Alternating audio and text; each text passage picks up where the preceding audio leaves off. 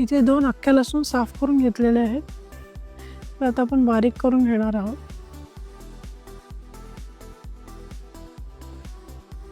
लसूण आपण इथे ठेचून घेतलेले आहे. तर आता आपण इथे हातावर तेल घेणार आहोत.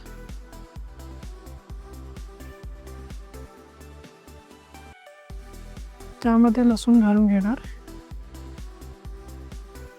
ते व्यवस्थित तेलात चुरगळणार. त्याचबरोबर यामध्ये आपण हिंग घालून घेणार आहोत. आता यामध्ये हळद,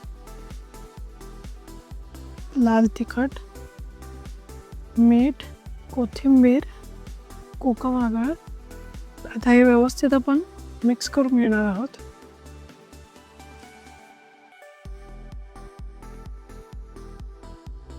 चांगलं कोथिंबीर, लसूण तेलामध्ये आणि मसाल्यामध्ये आपण चांगलं चोळून घेणार आहोत.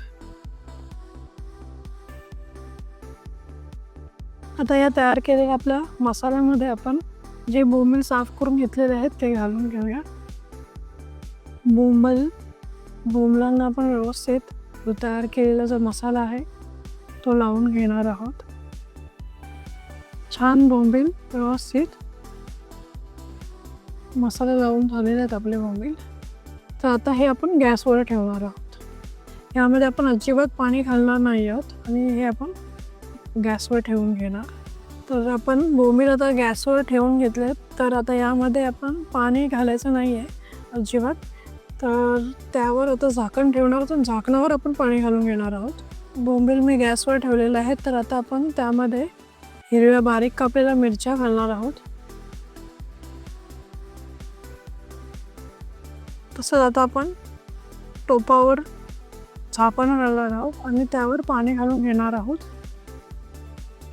3 ते 4 मिनटं आपण त्यांना फक्त वाफ काढून घेणार आहोत. छान बोंबीलला वाफ आलेली आहे. तर अशाच प्रकारे आपले बोंबील तयार झालेले आहेत.